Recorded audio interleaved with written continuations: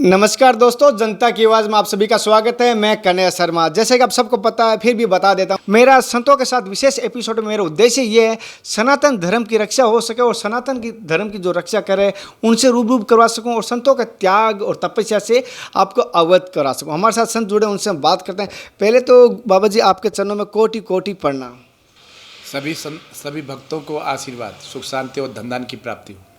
बाबा जी, आपका शुभ नाम? स्वामी विष्णु प्रकाश गिरी। कहाँ से हो आप? पानीपत आनंद गोविंद धाम आश्रम। स्वामी जी, आपके गुरु कौन है? युग पुरुष स्वामी परमानंद जी महाराज। अच्छा। हरिद्वार। जैसे कि आप सन्यासी कब बने थे, क्या टाइम हुआ था आपको? 2004 में। 2004। उस समय आपकी उम्र क्या थी लमसम? उस समय होगी करीब 24-25 साल। उस यंग उम्र में आपने सन्यासी का रूप धारण करने की ऐसी क्या परिस्थिति है, ऐसा क्या कारण हुआ, भावना जागी कि आप सन्यासी के रूप में आए? बचपन से ही ऐसा उद्देश्य था कि संसार की, समाज की सेवा करें, और इसलिए अपने जीवन को संसार के लिए, समाज के लिए, जन कल्याण के लिए अपने जीवन को समर्पण किया। जन कल्याण के लिए। जैसे कि कहीं पर भी आज के टाइम अगर कोई सन्यासी बनने की सोच भी ले, घर वाले या उनके पीछे आ जाते हैं, कभी कोई भी सोच ले, तो आज आपको कोई ऐसा मना नहीं किया गया घर वालों की तरफ से, गार्जियन की तरफ से? ऐसा नहीं, जी तो प्रभु की प्रेरणा होती है, प्रभु की कृपा होती है, उसके कई जन्मों के कर्म होते हैं, तब कहीं संन्यास दीक्षा मिलती है। जैसे कि आप नागा साधु हैं गुरुजी, जैसे कि कपड़े भी धारण करते हैं, तो दोनों में क्या फ़र्क रहता है? कभी कपड़े धारण करते हैं, कभी नागा साधु रहते हैं, इसका डिफरेंस क्या है? देखो, अपनी अपनी विचारधारा है, ठीक ना। जैसे दीक्षा सभी संतों की जो निरंजन अखाड़े से है, जूना अखाड़े से है, उनकी नागा दीक्षा दी जाती है। लेकिन अपने प्रकृति, अपने स्वभाव से, जैसे जो जंगल में रहते हैं, जिसका वस्त्र आकाश और पृथ्वी, उसे दिगंबर कहते हैं, जिसको कोई संसार से कोई मतलब नहीं, संसार की कोई परवाह नहीं। जैसे वो अपने शरीर में भस्मी को धारण करते हैं। भगवान शंकर ने अपने शरीर में भस्मी को धारण इसलिए किया कि संसार कैसा है, नाशवान है, और हमारा जीवन भी कैसा है, नाशवान है। एक ही दिन, आज नहीं तो कल, इस संसार से हमको अपने भौतिक शरीर को छोड़ना ही होगा। तो संतों ने अपने ऊपर भस्मी को रमा के रखा, क्योंकि एक दिन जब ये शरीर भौतिक शरीर है, इस शरीर से जीव आत्मा निकलती है, तो 5 तत्व है, 5 तत्व से इस शरीर की रचना हुई है। चित्त जल पावक गगन समीरा, पंच रत ये अदम शरीरा। जल अपने तत्व में विलीन हो जाता है, अग्नि अपने तत्व में विलीन हो जाती है, आकाश पृथ्वी, और क्या नाम है, एक राख की ढेरी बन जाता है। तो इसलिए संतों ने संसार को ज्ञान देने के लिए, संसार को समझाने के लिए, कि संसार में रहो, लेकिन कैसे रहो, त्यागपूर्वक रहो। ये संसार क्या नाम है, एक दिन क्या राख की ढेरी बन जाना है।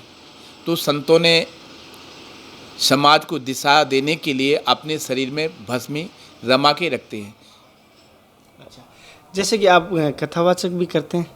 हाँ, आध्यात्मिक प्रवचन बोलते हैं, समाज के बीच में जाते हैं, भागवत के ऊपर राम कथा और आध्यात्मिक प्रवचन। गुरुजी, एक छोटी सी बात जानना चाहता हूँ कि आप समाज की बात की, समाज किसी न किसी धर्म से जुड़ा होता है, तो पहले तो हम बात करेंगे धर्म की परिभाषा क्या रहती है, क्या धर्म कहते हैं किसको है? मेरी नज़रों में तो मैं धर्म उसको कहता हूँ, अगर मैं जो भी कार्य किसी ने मुझसे कर्ज लिया है, मैं उसका कर्ज चुका दूँ, मैं उसको धर्म मानता हूँ। और आपकी भाषा में धर्म कहते हैं किसको है? धर्म रक्षति रक्षता, हम धर्म की रक्षा करेंगे, धर्म हमारी रक्षा करता है। जो सनातन धर्म है, अनादि से जब सृष्टि की रचना हुई, मनु शत्रुपा ने इस संसार की रचना और इस संसार को बढ़ाने के लिए, तब से हमारा जो सनातन धर्म है अनादि है, और सनातन धर्म से ही सभी धर्म निकले हुए, जितने भी धर्म है सब सनातन धर्म से निकले हुए। तो इसलिए सनातन धर्म कि हम उसके आधार पर चलते हैं, और उसकी रक्षा है तो हमारी रक्षा है, और सारे संसार को जो दिशा, जैसे भगवान श्री कृष्ण ने अर्जुन को उपदेश दिया, राम ने क्या नाम है सारे जगत को मर्यादा के रास्ते पर चलाने का एक दिशा दी, उसी प्रकार संत भी सनातन धर्म को और एक दिशा देकर के सारे संसार को ज्ञान दे रहे हैं क्या नाम है।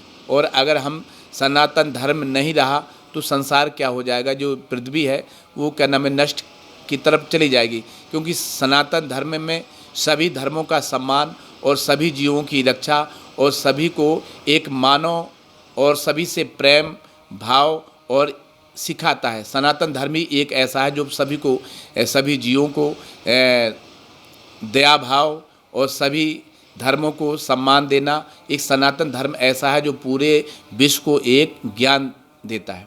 गुरुजी, बात आपने सही कि सनातन धर्म एक देता है, लेकिन थोड़ा सा हम भटक रहे हैं सवाल किससे कि धर्म, मैंने पूछा जैसे आपने सनातन धर्म बताया, धर्म तो बहुत प्रकार होता है, लेकिन धर्म है क्या असलियत में? धर्म देखो ऐसा है, धर्म एक जैसे एक कोई भी जीव है उसका धर्म एक अपना है। मनुष्य का धर्म है अपने धर्म और दिशा और ज्ञान। अब जैसे पशु आदि का कोई धर्म नहीं, क्या नाम है वो, क्या नाम है एक पशु गाय है, वो उसका बछड़ा होता है, उसके साथ भी अपना, लेकिन मनुष्य के जीवन में एक धर्म है जो अपने धर्म के अनुसार चलता है। जैसे एक स्त्री का धर्म है वो अपने पति को ही सब कुछ सर्वस्व मानती है, उसी प्रकार हमारी जो हिंदू संस्कृति है एक दिशा एक ज्ञान देती है और एक रिश्ता बनाया है। जैसे बहन है, जैसे माँ है, तो माँ क्या एक धर्म है, हम माँ के साथ गलत दृष्टि से नहीं देखते, तो एक धर्म है और धर्म पे हम चलेंगे तो ही हमारी संस्कृति कायम रहेगी और बचेगी। जब हम धर्म से विहीन हो जाएंगे तो हमारी संस्कृति का क्या होगा, विखंडन हो जाएगा और क्या नाम है एक विनाश की तरफ सारी सृष्टि चल पड़ेगी। तो हम धर्म पे जिएंगे और धर्म के अनुसार आचरण करेंगे तो सारा संसार क्या होगा, सुख में होगा, आनंद में होगा और अच्छे सुचारू रूप से चलता रहेगा। जैसे कि गुरुजी ने बताया था, धर्म फिर मनुष्य के लिए है, हालांकि पशुओं में जानवरों में ये धर्म की परिभाषा नहीं रहती। जैसे आपने अभी परिवार की बात आई थी बीच में, तो परिवार की जैसे आपने सासू माँ, माँ का सबका नाम लिया था, मैं एक चीज़ जानना चाहता हूँ। जैसे आज की टाइम में घर गृहस्थी जी रहा है, उसके लिए अहम होता है परिवार की, क्योंकि पूरा उसकी दुनिया एक परिवार में बंधी हुई रहती है। चाहे अगर महिला है तो उसके परिवार आंगन में बंधी रहती है, अगर कोई बंदा है मेरे जैसे काम करने वाला आदमी है, अगर उसका तो शाम से लेकर सुबह तक वो परिवार के बारे में सोचेगा, कैसे उनको खुश कर सकूं, कैसे उनको संपन्न कर सकूं। लेकिन परिवार का सुख मेरे नज़रों में देखा जा रहा है पैसों के पीछे घूम रहा है। तो क्या है परिवार का सुख, असलियत में पैसा ही है या कुछ और है? देखो, पैसा नहीं है। अगर पैसा से सुख मिलता और पैसा से घर संगठित रहता तो पैसा नहीं, पैसा तो आवश्यकताओं की पूर्ति के लिए, और पैसा से हम पदार्थ को खरीद सकते हैं लेकिन प्यार को नहीं खरीद सकते। और हम क्या नाम है हमारे जीवन में जैसे एक परिवार है, परिवार को हम एक संस्कार देंगे, एक दिशा देंगे और उनको ज्ञान देंगे। तो जैसे सुदामा जी थे, सुदामा जी के पास क्या पैसा था, लेकिन उनके जीवन में एक संस्कार थे, क्या नाम है प्यार था, क्या नाम है आपस में सब कुछ ना होते हुए बच्चे और पत्नी कैसे प्यार से रहते थे। तो पैसा ही सब कुछ नहीं है। पैसा से तो हम संसार के पदार्थों को खरीद सकते हैं लेकिन मानवता को नहीं खरीद सकते, प्यार को नहीं खरीद सकते हैं। प्यार तो हमारे संस्कारों से, और हम एक परिवार में 10 सदस्य हैं लेकिन उनको हमने अच्छी दिशा दी, अच्छे संस्कार दिए और अच्छा ज्ञान दिया है, तो हम नमक रोटी खा कर के भी आपस में प्यार से रह सकते हैं। अगर उनके जीवन में संस्कार नहीं है, उनके जीवन में ज्ञान नहीं है, तो कितना भी हमारे पास धन हो वो क्या, कोई क्या नाम है किसी दिशा को जाएगा, कोई किसी दिशा को जाएगा और सब आपस में लड़ मरेंगे। ज्ञान के माध्यम से हम प्यार से रह सकते हैं और कुछ ना हो करके भी सुख में आनंद से उस परमात्मा का चिंतन और भजन कर सकते हैं। बाबा जी, स्वामी जी, मैं एक चीज़ जानना चाहता हूँ। जैसे कि मेरे गुरु है, मुझे गुरु ने एक शिक्षा दी थी कि हालांकि महत्व माना है, मैं गुरु को पहले तो बड़ा महत्व मानता हूँ, जीवन में गुरु अनिवार्य है। क्या ये सत्य है, जीवन में गुरु अनिवार्य है? मुझे दर्शक है, मैं जो बगैर गुरु मेरे साथ कोई मिलता है, बुरा मत माना, अगर दर्शक देख रहा है टीवी के माध्यम से, मैं उनको कह रहा हूँ, मैं उनको नुगरा मानता हूँ। क्या सच है, गलत है? देखो, ऐसा है, बिना गुरु के गुरु बिन ज्ञान न हो पाए, ठीक ना। तो बिना गुरु के ज्ञान की प्राप्ति नहीं हो सकती। एक गुरु क्या है? एक दिशा है। जैसे इस पहला गुरु क्या है? माता पिता। दूसरा गुरु कौन है? जो शिक्षा देता है। तीसरा गुरु जो हमारे जीवन में जैसे एक सन्यासी होता है, धर्म गुरु। हाँ, धर्म गुरु, तो वो हमको एक धर्म दीक्षा देता है। और जब तक हमारे जीवन में गुरु की 5 प्रकार के गुरु बताए हुए हैं, और जब तक हम क्या नाम है एक आध्यात्मिक गुरु से संबंध नहीं बनता है और आध्यात्मिक गुरु से हम दीक्षा नहीं लेते हैं, तब तक हमारा जीवन क्या है? अधूरा है, ठीक ना। और जब हम एक आध्यात्मिक गुरु से दीक्षा ले लेते हैं, उसी समय से हमारी उम्र की गणना शुरू होती है। क्योंकि जो हमने पहले का जो जीवन था, वो हमने कैसे अंधकार में खोया। लेकिन जब आध्यात्मिक गुरु मिला तो हमको उससे बोध हुआ, एक ज्ञान हुआ कि सत्य क्या है। और सत्य को जानने के लिए अनादि से ध्रुव, प्रहलाद, सुखदेव आदि सभी उस सत्य को जानने के लिए, उस सत्य को समझने के लिए उन्होंने घर और बार, राज, पद, प्रतिष्ठा सब कुछ छोड़ दिया। क्योंकि सत्य केवल एक है, वह जो परमात्मा का नाम है। और संसार का जो सब कुछ है वो क्या है? प्रपंच है और माया है। और माया को पाने से, माया को मिलने से व्यक्ति क्या होता है? दुखित होता है। क्योंकि उसमें भ्रमित हो जाता है, उसमें भूल जाता है, और सत्य को पाने के बाद वो संसार के भव बंधन से मुक्त हो जाता है। और जैसे आप कहते हैं राम राम सत्य है, तो हम क्या कहते हैं? जब व्यक्ति इस संसार से जीव आत्मा, इस शरीर से जीव आत्मा निकल जाती है, तो हम एक ही बात कहते हैं, राम राम सत्य है। हम ये नहीं कहते संसार सत्य है, संसार के पदार्थ सत्य है। ये हम बात नहीं कहते कि हमारे कोठी बंगला सत्य है और हमारा वैभव सत्य है, नहीं कहते। हम केवल एक ही बात कहते हैं, राम राम सत्य है। इसलिए क्या नाम है, गुरु क्या है? एक दिशा, एक ज्ञान और जीवन की कला, और जो सत्य, जो सारे संसार में जो विद्यमान है, वह परमात्मा, वह विराट है, उसका बोध हो जाता है। इसलिए हमको आध्यात्मिक गुरु अनिवार्य है, और आध्यात्मिक गुरु के बिना हमारा जीवन कैसा है? व्यर्थ है। एक कहा गया है कि साथ साथ के गुरु के घर और बहन बेटी के घर और भगवान के घर खाली नहीं जाना चाहिए, सच्चाई है? खाली इसलिए कहा है कि अगर हम खाली जाएंगे तो हम खाली ही आएंगे।